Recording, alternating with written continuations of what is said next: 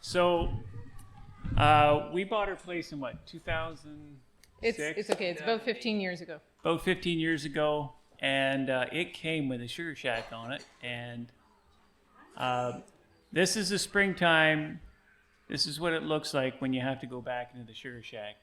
There's no road back there. It's really far back in the woods, and you have to bring your wood in. Everybody loves it says they want to come help do maple syrup, and they want to come out and keep the fire going. And all the work isn't keeping the fire going. All the work is getting the firewood down to it. And if you were to put money on what you would pay to do for the wood that you burn, the syrup wouldn't be worth very much. I'm not saying you can't, but we used to go to the sawmill nearby, and they had slab wood, and they would give it to us or sell it to us inexpensively. So we'd burn slab wood, and I think if we move further ahead in the shots there, this is us. We have to actually dig down about a foot to get into it before we even start. There was years that it was 4 feet all the way down. It was way steep trying to get in there. We had 400 taps there. And the trouble with this location, and that's the back side of the greenhouse, and you can see that tank would hold a day's worth of sap. It's 1,100 liters, right? And I don't know if we're boiling right there. So inside, this is kind of dark here. Yeah, it's dark inside. I'm sorry about the photos. That's the pan. I think that's the back from the back side, and it has a front pan and a back pan. All right. It's kind of hard to see. But if you point, you might be able to see something. Did you say 400 hats? Yeah. 400 taps. So we were tapping that many. So this is kind of the back side of it, and this is where the sap comes in on this pipe. The sap. Yeah, and then there's actually a float switch here, right? And when the float switch is down, it opens up and lets sap into here. And then when you get so far done, there's another valve right here that would go into this pan here. But for the sake of argument, you don't have to have all this stuff, right? You can use the KISS method, right? That's a full-time operation. They can go up to 1,200 taps, and so we probably could have got up to 600 there. You could probably go to the video now. The trouble with it is location. Because where that is that it's down a hill, right? And it's all north facing. So, yes. So, and this is kind of some good advice. If you're picking trees, you have multiple trees on your property. You want to see, preferably a south facing, because they're the first to run. So if it's facing, you don't have to. But this would always run way later than everybody else. So I was actually missing runs while other people were having them, and then I get one big run kind of at the end. So you're saying, is it the tree that is to the south facing or the land that it's on? Was in the shade, right? Because it was north facing. Yeah. So if you have a southern facing hill, it's going to get sun all day long. So, but I would go down there and I'd be like looking at the lines, and there'd be ice in the line, right? Yes. And you'd have to wait for it to melt before it could flow. Yeah. So it slows things down. So there's positive and negatives. You want to pass me that line? And you can switch over to the video now. So It's going to show a bucket first. Our son yes. tapping So a bucket. So this is more what you guys did, right, Vaughn? Yes. Zachary? With the buckets? all right. Well, maybe you describe There. a little bit of that. They're drilling into a tree behind you there. So you're gonna explain that? Okay. Pause it there. Pause. Yeah, because you want that. Zachary, let's So Zachary. pretty much we put the spile into the tree using a drill bit, 5/16 drill So bit. this is a spile. This is one for a line. What's that called? A Spile. And that one's for a bucket, and you can see it's got a hook on the bottom. Yes. And this one here is for a line. Oh, so you can't use a bucket on that thing. That's break. Well, yeah. Well, it it's doesn't have a hook. There's a way to use a bucket on that, we can get to it. Yes, we can All get right. Yeah, so once you knock that into the tree, at about 3 feet above the ground normally, Normally, you put the spile in about 3 feet above the ground, and once you knock that in, then you'll hook on the bucket, and pretty much it'll start flowing into the bucket, the sap. So Zachary, which way do you drill the hole? Normally, you have it a little bit angled down so that it flows out. All right. Do you want to show us how you did that? You got to drill it right here for you. All right. We'll get to it. So face that way. There we go.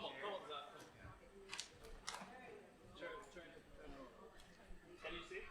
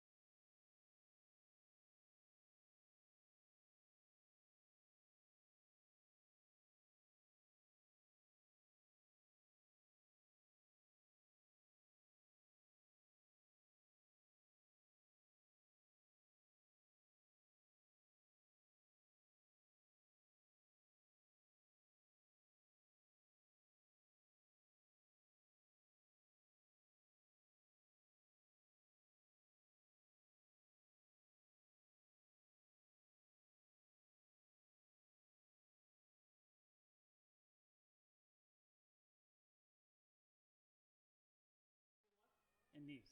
Come. Yeah, so you just carry it in the house, and if there's some ice in it, you just let it warm up. The best option though is a bucket. But if you don't want to invest too much in it because you don't know how it's going to work, start out you just use one of these, right? You carry it in the house, right? It's 15 liters. If you had 2 or 3 of these, You're like you flames. get about a liter. Why is the bucket used more frequently than that? Okay, so all right, so on our larger system, you'd have to carry all them buckets, 400 of them, right? And see that line right there? Well, in the video, we'll be showing like that's just a bucket on a sply, right? But if you play ahead there on that video, we'll show you hanging lines, right? And those lines, when you have multiple lines, so we have a hill and we don't want to climb and carry those buckets down the hill, right? So we use lines on the hill because it comes down to you, right? So we use both, right? Buckets are actually better for you don't have to worry about them freezing and clogging up. You generally don't have to worry too much about them that much, but it does happen. So you can see the boys here tapping the trees, and like I said, this is a family thing. The boys love doing this, absolutely. Last year he did it all himself. Yes, Gavin was sick at the time, and Ethan went outside. He said, "I want maple syrup this year." He wanted to do it, and he did it all by himself. And see this.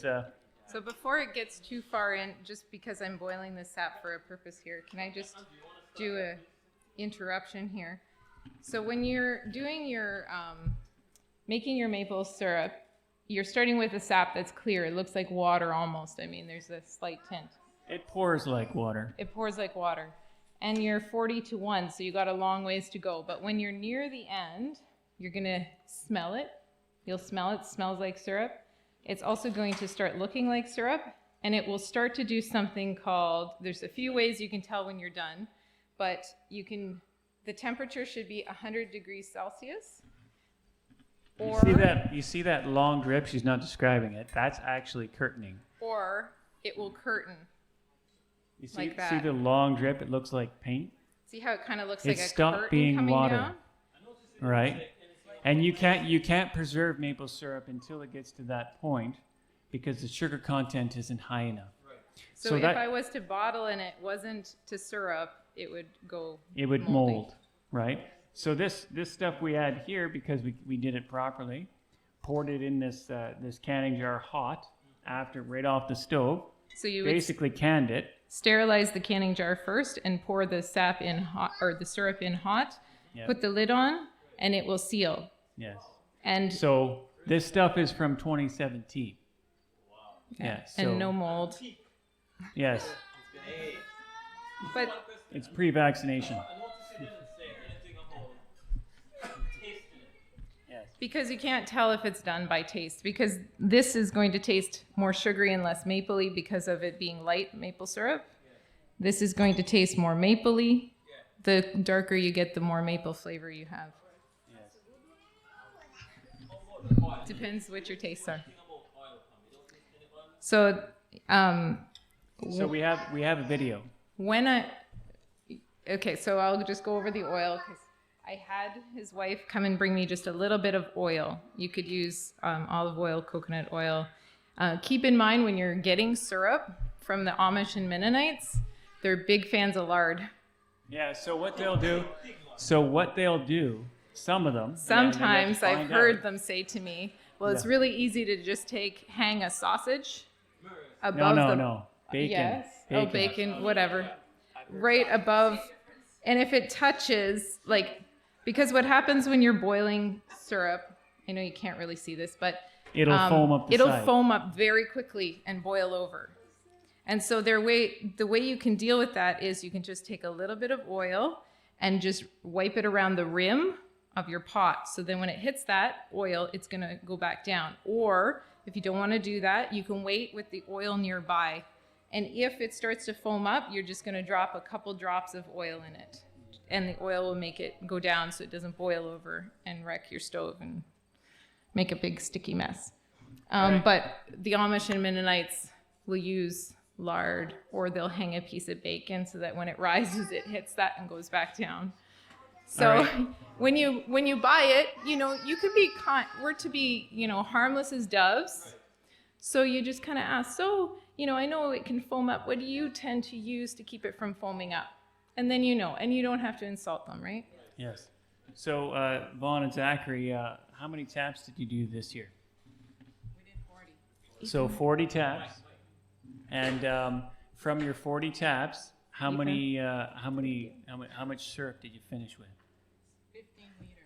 15 liters. Is that about the size of that bucket? Can you set me up? I think this is actually 15 liters. So 40 tops mean 40 trees. Yes. Well, it's over weeks, Yeah, that's good. about 3 weeks. So they did 40 of these buckets, and they filled them up sometimes because the ratio is 40 to 1. And when they were all done, they basically have a container full of this of maple syrup. Yes. So it's a lot of work, but somebody used to try to buy it from us, and I'd laugh. I'd say, you have no idea what kind of work goes into it. It has to be a labor of love, or you will never want to do it. If you're trying to get rich doing it, there's things that bigger operations do, like they'll use reverse osmosis and all those things that make it commercially viable, right? But if you don't do those things and you're burning wood to get the finished product, the return is very low. But we have come up with something different. Well, we'll go through, Yes. show the video with you guys doing, and anybody who wants to, young Go on. men here, anybody who wants to speak up, because these guys do it. They're just being quiet. Yeah. So Ethan, I saw that one of the trees. The top was on one tree, right? The top was here, and then one was lower down. Why did you do that? Sometimes I'll drill a tap and Go back. Closer. If you don't mind, please. Yeah, that one in the bucket. Yeah. In the bucket. That one. maple trees can be very complicated, and sometimes I find that if I'll drill one tap, it won't completely run at all. Like if you drill a hole and there's like a dead wood section in there, like where the wood is dead. So I'll drill further down or like further to the side, and then you'll see it'll run better or run at all. Oh, so you're just not shooting in the dark. You're looking to see stuff coming outside the tree. Yeah. Also, every year you're going around the tree, right? And so you don't want to do where you had an old one and stuff like that. So When do we tap? How do you know when you start? Yes. We know it's in spring. Yeah. Well, we generally where we are, we start around March, second week of March, but What are some of the signs? Yes. a good sign is when you start to see the tree roots around the bottom start to melt away, because it won't really run before that. Yeah, so around the tree, You'll it start to starts see melting ground. away, Yes. even though there's snow still in the bush. Yes. But if you got 4 feet of snow, Yes. nothing's going to be wrong. So All right, the scientific way to tell if it's time to tap is to check the weather forecast, and if it is going to about 5 degrees during the daytime and -5 overnight. A tree will not run sap out if it is above at night. So if it's above 0, a few more than +1 or so or 0, it won't run. At that point, usually that's how we know we're pretty much done the season. But when we first start the season, we're looking for weather where it's going below at night and above during the day. And like he said, around the base of the tree will start to melt down. There will be lots of snow, 2-3 feet of snow on the ground still in the bush. But the tree sort of holds the warmth from the sun, and it'll melt just around the roots. And we're usually pretty eager to get out in the bush and get tapping, so we're usually putting in a tap a little bit ahead and then checking to see when that tap starts running. I was going to mention something else. You'll notice on this tree the taps are predominantly on one side of the tree, and that's the south side of the tree because it warms up sooner. So it's all about getting it to warm up sooner, because the north side of that tree could be frozen till noon or something like that. Do you drill in the same spot every year? Yeah, no, we never drill in the same spot. That tree there, that's one of our good old standby trees. We tap that one pretty much every year, and it's on by our driveway. And there's probably, Right by your driveway? yeah, it's right by our driveway. There's probably 10 or 15 holes in it now. And you look, you can see the old ones from the previous years, and they start to heal over. You'll see the tree sort of close up. But we try to tap in different spots. And on a big tree, it's easy because if you're only you can see there's 3 buckets there. You move them a little bit this way and a little bit up, and then every once in a while you move them back down. Yeah. Okay. You It'll wanna go play the on to video? lines now, I think. Yeah, go ahead and play the video, Andrew. So here's the thing. Like usually when you start, if you're doing lines, there's usually snow in the woods, even though it's melting around the trees. So you usually end up being about 2 or 3 feet above the ground, and you don't want to be on your hands and knees. So it's not so much the height isn't because you'll look in the springtime and you're like the buckets are up here because you started and you're like, why are the buckets so high? It's because there's that much snow in the woods, right? So basically you want to do it at a comfortable height, which is about waist height. You don't want to be going crouching down. So, but then by the time the summertime comes, you'll see that bucket's probably at your face or maybe at your chest, right? Depending on how much snow there was. Well, you can climb a tree if you want, but the whole point is just about convenience. It doesn't, because what's happening is the sap is in the roots and it's going up to the tips, and you're just catching it on the way up. So the cycle, it's trying to feed the buds and everything for springtime. So the cycling, and all you're doing is catching that cycling, right? So a little bit of a reason behind why it is that the above-below thing.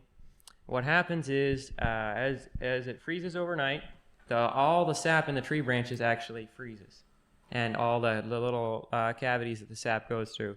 And come morning, the sun comes up, and now there's it heats the trunk of the trees and the root of the trees, and it actually causes pressure, because otherwise the sap would actually get drawn right through the hole, right around your spile, right up the tree to the branches. So what happens, the actual canopy of the tree is still frozen, and the roots are pushing sap, and it causes pressure, causes it to come out of the tree. Go ahead. Do you get things in the buckets if they're open? Always. And that's partly why you use lines. So one year it was a warmer year and we got a lot of moths, and it gets all gross. We've got some pretty gross things in there, I do have to say. So you get a lid, then that's good. So and that's why I said, if you're just trying this just to try it, right? But if you get into it, you can get buckets, you can get lines. You can get the lines in this, like I think they're like $1 or something, $1.50 for the splies. Right, and then you can buy, I think you can buy 500 feet. You don't have to buy 500 feet, but you can buy a roll for like $75, right? But you can do a lot of splies with 500 feet. And I think you can buy them in 100-foot lengths too. So all you do is you take a sply and you cut the hose off, right? And you see the boys, they're actually doing some lines right here. And you don't have to have this special tool either where you're connecting guns, because you don't have to. This is a line that runs down the hill, right? And We have almost 100 taps on that. yeah, 50 or 70 taps. there's 50 or 70 taps on that line, right? And then you need it to come down actually to a bigger bucket. You need a 5-gallon pail or even larger, right? Yeah, and you can see how the sply, it's already starting to run. Now this contraption is something, like we had a professional Because we had operation. 400 taps, we liked using this tool. But when you're just doing it for fun, you don't have to. You can use an X-Acto knife and some warm water. Stick the stuff in warm water. If you're trying to make a line, you can see how we're making lines where we're making connections there.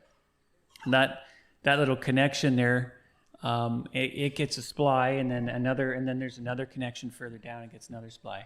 But if you had like 3 trees close together, you could just take this bucket, right, or pot, and then you can take like 4 or 5 hoses, and just put them around, and then just have that.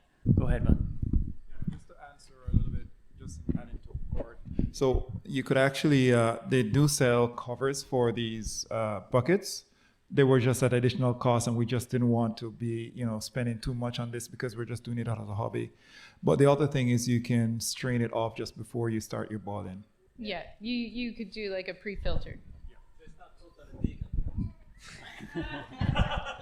Well, we know what it says about in the Bible about straining at a gnat. Anyways, go ahead, Jerry. I usually dump them off buckets.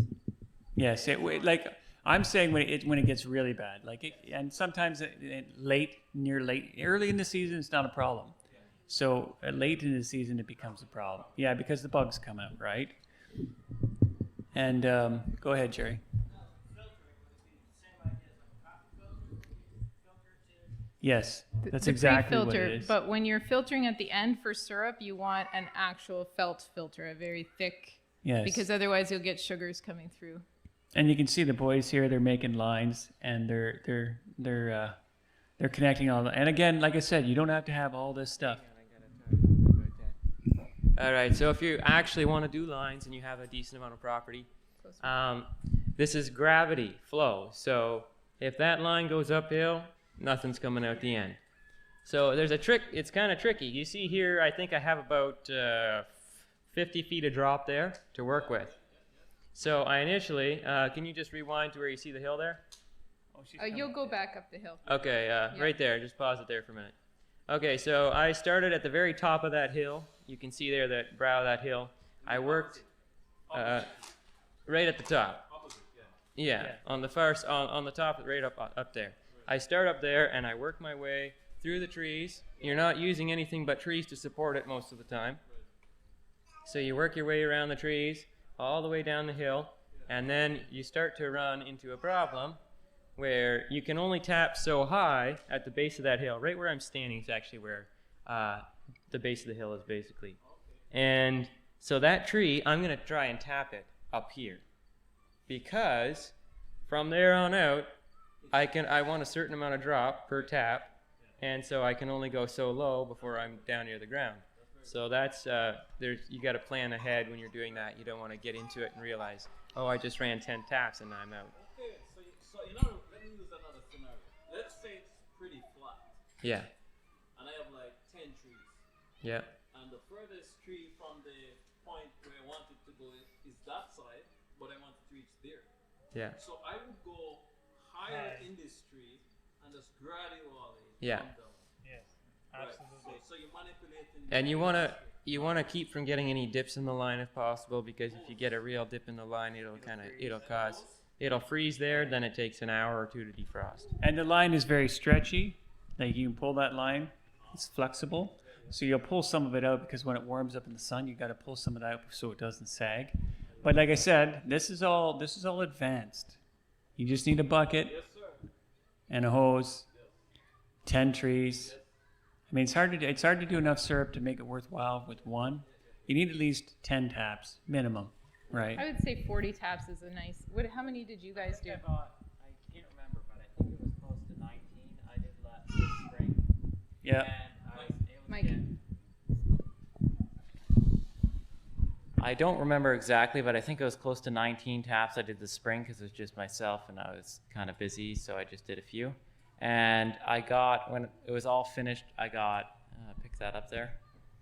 I got 5 of those, I think. No, it was a little more. 6, I think. maybe? Maybe 6, and then Yeah. we had some that we just put And then in we the had mason some that jar we in the just put in fridge. the mason jar. So just as a hobby size, that wasn't too bad. Daily, I was getting about, where is that? 2 to 2.5 of those, sometimes even 3, depending on how good it was running. And then you have to boil that down, obviously 40 to 1, so that turns out to very little. All right, now we're gonna get into some. Do you want to say something, Zachary?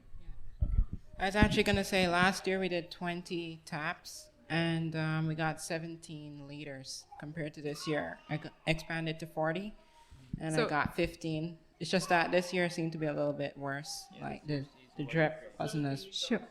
So one thing I should say is Ethan got started really late in the season, whereas they were doing it for a long time, right? So you can have 20 taps, and do it longer, and if it's a long season, you can get a lot of syrup, right? Yeah. Ethan, it was kind of like a last minute thing. He's like, you know what? I think I'd like to do it this year. So we only had a week, I think, of run, right? Yeah. Yeah. So one thing I want to mention is how we boil, and I don't know if it's we got video on it, But Eventually, after you get through this, there's a photo at least.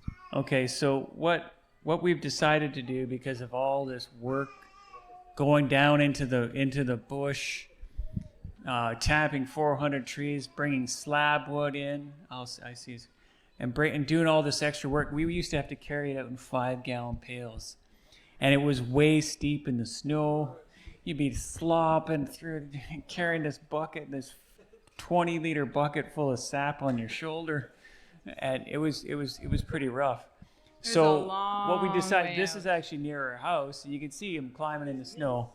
Yeah. That's not a deep year. That's not even deep. Yeah, that's not even deep. So that part of the work. So what we said, we wanted to remove some of the work. So we put buckets down low, which are easy. Up high, we did lines, and then we did something different.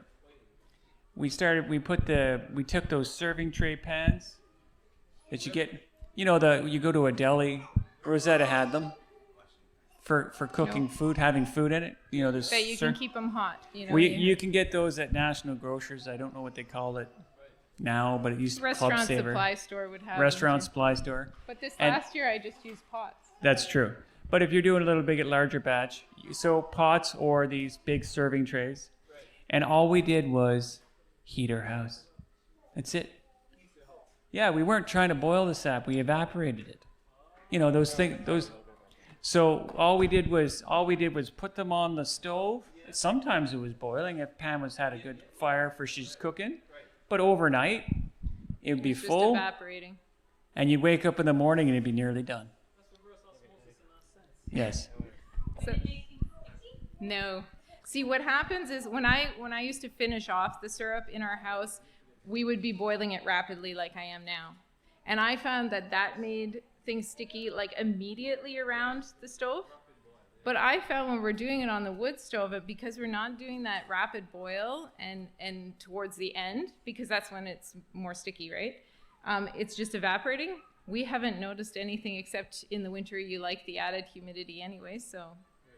And it was actually a friend of ours who we were doing it, at that time I think we were doing it outside, over a fire with a pan that we had, and because we had stopped doing it at the Sugar Shack. And so we would do it outside, and if you don't have something over top, the elements are there, right? It tends to be around the time of year where it rains, and then it snows, and it rains, and it snows, and springtime, right? And she was like, well, I just do mine on my wood cook stove. And she was getting as much as us, and maybe more, and I was like, So then we started doing it, and it works really well. But I mean, if you're doing a huge amount, you're not going to keep up. But if we were just doing it for ourselves, we keep up. Go ahead. I want to ask you, how much time does it take to train a tree that size? Like how long does it take to get a bucket? You can get a bucket overnight. Overnight. To train as much. You determine how long you want to remove it, or keep it there until finish training? The bucket just stays there, and the thing just stays there. So what happens, you're saying draining, but what is actually happening is the sap is rising during the day when the temperature goes up. And then it's cooling down overnight, and then the sap's rising again, right? So you're not really draining a tree. You wouldn't want to drain a tree because then you'd be killing the tree. But so you can do it until the weather isn't going below anymore and the trees start to bud. And we have something called the peepers. Remember you heard in the gardening video, if you were here, about the peepers, the tree frogs singing? Well, the peepers will sing when it's not going below anymore again. And so then we always say when we hear the peepers sing, we're like, okay, pull the taps. Time's over. And it won't, you won't hurt the tree by not removing your taps on time. They just stop running. You won't get sap. It doesn't it's not like you stop the tree from running. You literally pull the taps when you get around to it. We usually get around to it a little later than the peepers, but you're done when you hear them. And Okay, so I wanted to talk about boiling a little bit. okay. What time of year? Okay, so Depends on the season. it depends on the season and it depends on your locality. Down in southern Ontario, their season's completely different than ours. We're well into boiling by the middle of March, and I think we're usually finishing up by the end of March, for sure. So let's say all the peepers in my property, they're dead. Let's say, Yep. scenario. How do I know? Does the tree stop? The setting up buds come out. The buds will start coming out, and So then when you, if you keep pulling it, they call it bud, the bud run. So it actually changes the taste. That's what It doesn't taste as good. yeah. So you'll know, but you'll see the buds in the trees, and soft maples, the red maples, they come out first. Right. And that was one other thing. You need to, if you don't know if you know what a maple leaf looks like, you need to find those trees in the summertime, because then you know what they look like. But in the springtime, it's a good time to find out which ones are the soft maples and which ones are the hard, because the red maples, the soft maples, they get red buds in the springtime, and they'll come out first. They'll bud out first. So you're like, okay, well, those are red maples, and they produce less quality syrup. It's not that it's bad, but the ratio to water is higher. So the sugar maples have the highest. So when some of the trees hybridize together, it's a long story. But basically, now is the time to find out which trees you tap. You put a little X on it so you don't forget. Especially if if you only got one tree in your yard, this is no brainer, right? If it's a maple tree, you tap that one tree. But if you have like a bush in your backyard, you can go. I've gone to places where they've tapped ash trees, not knowing, because they look right. I'm like. So, I mean, it happens, right? So tree identification is important, but the easiest time right now is right now. You go around checking. And then in the springtime, when you're in there and it's almost over, you'll see if you have red maples in there, or the soft maples they call them. And they'll bud out red first. The other ones don't. They don't bud out red. They come out green. They just come out, they bud out, and they look green. And those are sugar maples. The red maples, like I said, they bud out red. They're less desirable, but they're not. It's not that they're worthless. So if I have one tree, can I just do one tree? So you can do one tree. If you have a big tree, that tree there is only we're using house splice, so we're doing a 2-tap on that tree. Also, we have a lot of bush, so if that tree was to die, we would cut it up for firewood. Yeah. If you want to manage your bush so that you're not losing any trees ever, that could be a 1-tap tree, perhaps. It depends. Again, we're using house splice, so you can do more. And a house sply is a 3/8 sply, not a 1/2 inch. Yeah, you could see those splies were like real thin. They were probably like that thick. So there's less damage to the tree and less sap flowing. So one thing I like to do is I like to tap while the sap is running. So if you know the sap's running, you go out there and tap while it's running. And the reason for that, you've seen those taps dripping already. They'll start dripping as soon as you drill the tree. And that way, you can also know if your tap's like a dead tap, because it's not dripping after, you drill a couple more and you're like, that one's not running. Change that one up, take it out, drill another hole, or try another tree. I was going to mention something about the boiling. I didn't do it this past year, but in the years I did do it. Mom, do you want to say something? Yeah, just because of the stage this is at. So one thing about maple syrup is you can make maple syrup, but you can also use it to make, if maple syrup is at 100 degrees Celsius, or 104 degrees Celsius, at 111 to 112, it's a good temperature for making maple butter. And then if you want maple taffy, you go up to 113. If you want a soft sugar, you go up to 114 and a half. And if you want to make a granulated sugar that you want to use in place of brown sugar, now you've made your own sugar for the year, right? So you don't only have to use the syrup, but you can use the sugar. So you go up between 126 and 130. So we have reached temp for that. For which one? For the hard sugar. Yeah. So I'm going to take a beater, and I'm hoping I'm not going to make so much noise. Maybe you better turn this mic off so that they can continue talking in the background. But I'm just going to start. Yeah, maybe you could take that down.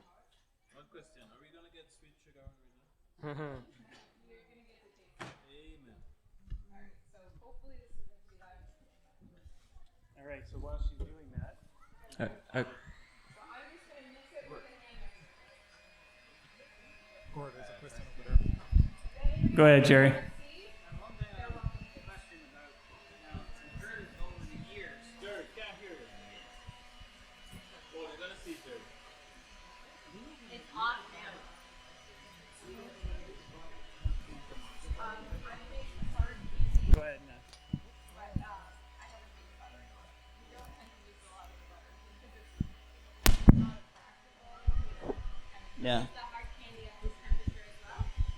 growing up, I've seen a little bit of an experience with this stuff growing up.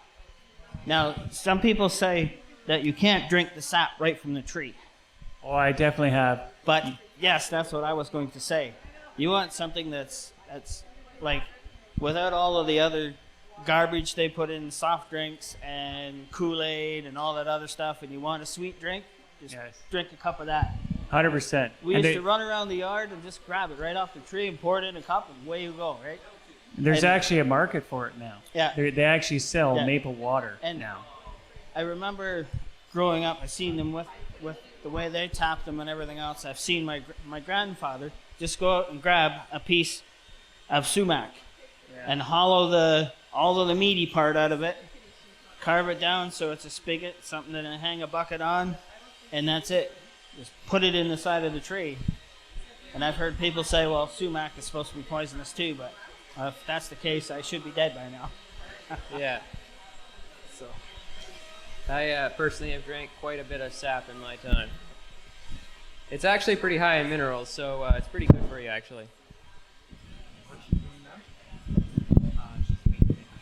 Any other questions? Go ahead. How much sweeter is the maple syrup compared to regular sugar? To regular what? Okay, so white sugar.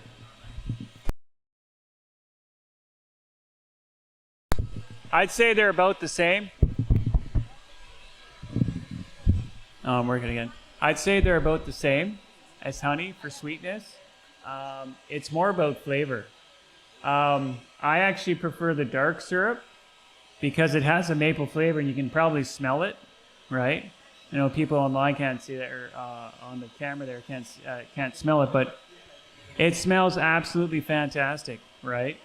And the lighter stuff has less of that smell. It has less minerals in it, and it's burnt less. It's caramelized less. So when we evaporate it on the stove, sometimes it's lighter, right? That's a side effect, and we can actually vigorously boil it one time, and it'll come out darker. But there's something to be said about the smell of maple syrup, right? I mean, like, it just makes people hungry, right? So that's the difference. Like honey, we also have bees, but we use both, and just because we're trying to stay away from refined white sugar. So I was going to mention something in regard to that.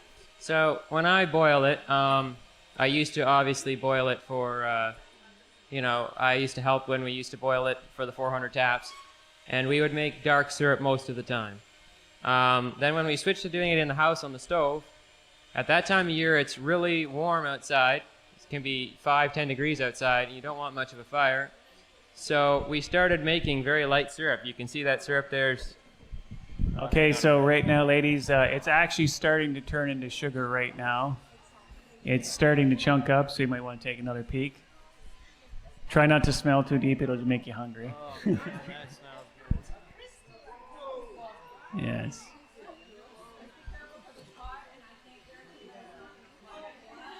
Turn it down a little bit, Mama. It lowers. Oh, okay.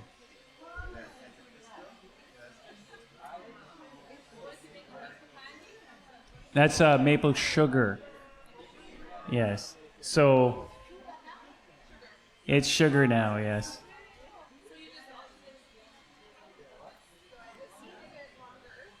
So So it's 40 to 1 ratio for syrup. Yes. That's like what, 80 to 1 maybe? No. 50? no, it's the other way because you've refined it even more. So you're going to less than because you're. Take that much. I mean, we didn't boil off that much water, so. It's about the same. It just boils at a different temperature. So the higher the temperature you go, like she was saying right here, I really like the flavor of maple butter. If you haven't bought anything like that and you go to one of those places, maple butter is fantastic tasting. Maple butter. Maple sugar is still mapley, but for me, maple butter is kind of like my favorite She put in most of because that it's so jar. silky and smooth. What's that? Yeah, it's like Yes, a of liter and course. 3/4. At this point, there would still need to be a little bit of evaporation. So what you would do, I don't have it here, but you could put it out on a cookie sheet with parchment paper and just dry let it continue to dry out a little bit so that it doesn't clump back. You know, like brown sugar when it absorbs moisture. So she said, put it on put it out on a cookie sheet to finish drying it. So I don't know how to show the people on the camera what happened here. Maybe you could do that, Gord. Try to show the camera. So you can see how, like, for a long time it just doesn't change, and then all of a sudden you'll see it start to golden up, and it starts to get hard right away. One of my favorite things. So if you want the temperature. So, what you seen her make there was maple sugar. And one of my favorite things to make, because I prefer candy, is it's in the pot. He brought it over there. So one of my favorite things to make is maple candy. It's a hard candy, and it's not like a standard hard candy, as in it's not like a. It's somewhat granular. I'm sure there's a way to perfect the process to make it a proper smooth hard candy. But what we'll do is we'll do the same thing she just did, except no stirring. And what you do is, as you're boiling it, you'll see it start to get thick and really bubble, just like that. And you get to the right temperature, and just pour it in a mold. It'll turn rock hard, and you can cut it up, and you have pieces to chew on. Or you can even, she's put it in waffles before as chunks, so you have like maple chunks. Another fun thing to do is maple butter. It's a slightly lower temperature when you boil it down there. A maple butter. And then you can spread it on bread with whatever. With the like. No, it's great. So it's like it's around slightly thicker than honey. You can spread it with like a knife or whatever, and it is super sweet and is amazing on toast.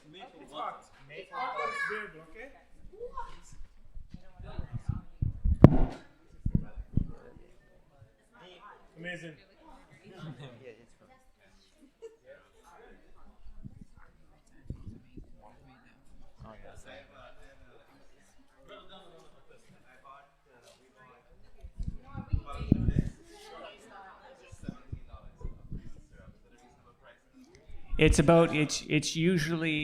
It's usually about $20 a liter, right? And if you use a lot of it, let's say you want to bake with it, you can. If you wanted to bake with it, yes. So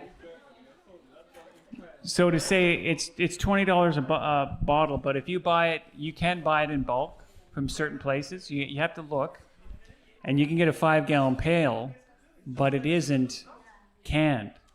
So then you have to can it if you want to use it over a period of time.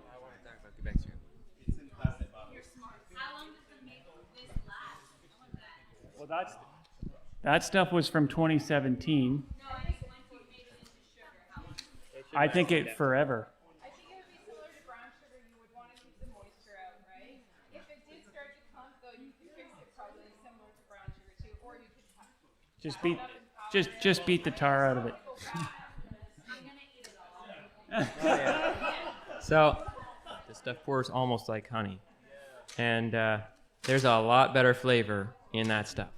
The first time I made it, I didn't know how to curtain it. So I had these Kent bottles that are kind of like oval shaped, right? And I'm trying to, my grandfather's, he's a connoisseur, right? And he had people, and he said, well, I'll sell it all for you. Don't worry about it, Cord. I'll take care of it. No worries. And he did the first year or two. Anyways, I brought one for my brother, right? And there was literally thick blobs floating in it. It was so thick. It didn't turn to sugar yet, but it was almost sugar. It almost would have been like taffy on snow, kind of. Yes, it was like that. And my brother just looked at it and he goes, "Man," right? And because I didn't know how to make it, but then and he said, that was the best stuff he ever had. But I never, because you obviously stopped sooner, right? Because you learn, because it could easily turn to candy in the bottle, right? So then it's no good to you, right? So that was my first time, but it was so thick it wasn't even funny. and he thoroughly appreciated that. What? Okay. So, do we sell the sugar? No. But you can make your own. But if you went to a Mennonite and got that for $20, stuck it on your stove for an hour, not even, stirred it with a mixer, your wife could do this, right? And you have maple sugar like that. All right.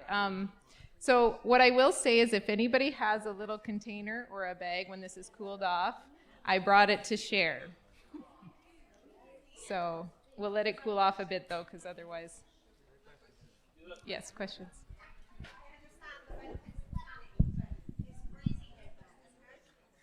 The freezing the syrup?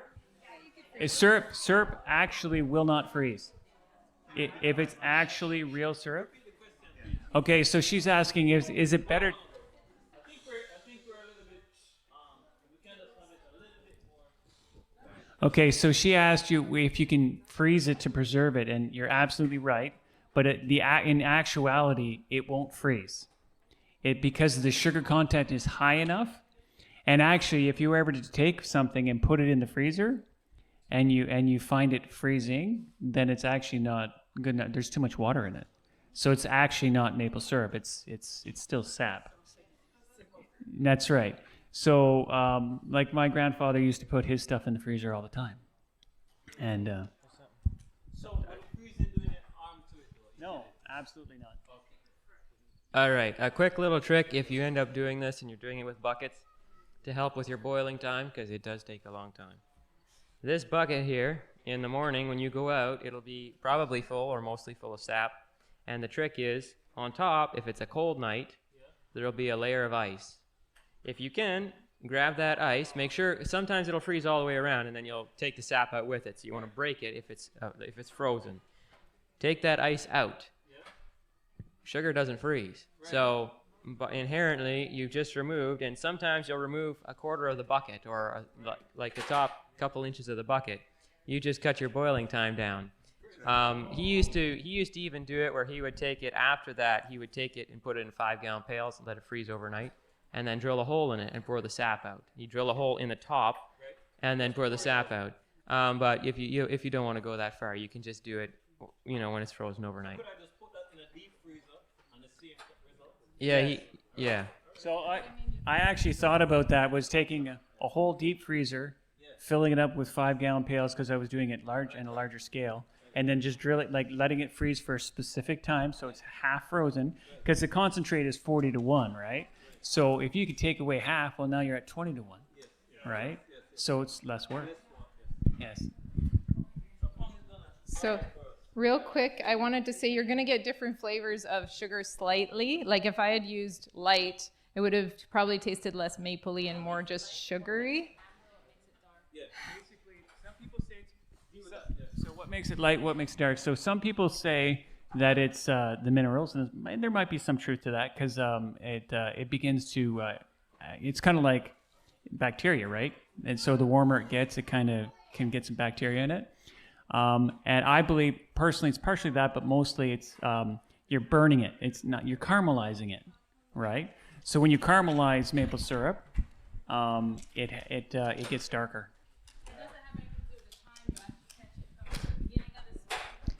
So it has a lot to do with a lot of different things in my experience, but some trees and some years are just lighter.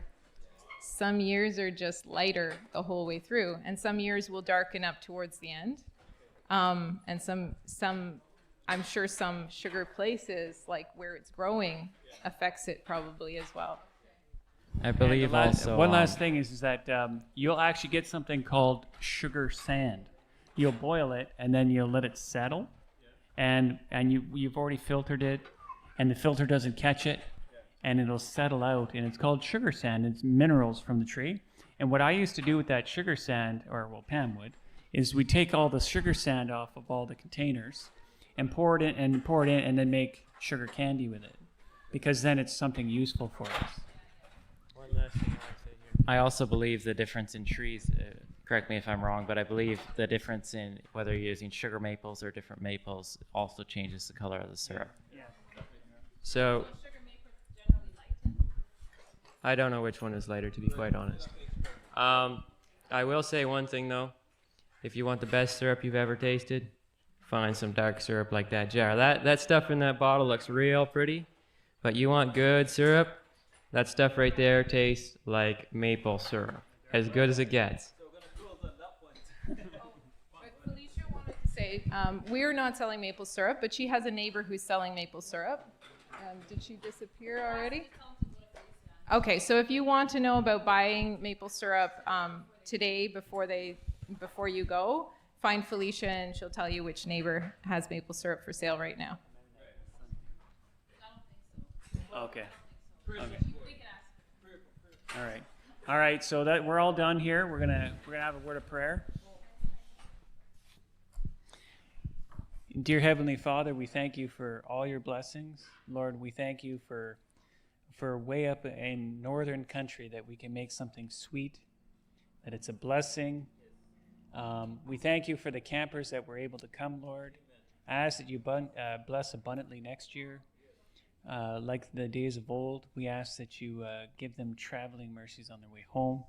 We ask that you protect and watch over us and give willing hands, Lord. Touch people's hearts and give them a willing desire to help us take the tent down and help us with any cleaning and maintenance that needs to be done before we leave. In Jesus' name we pray, amen.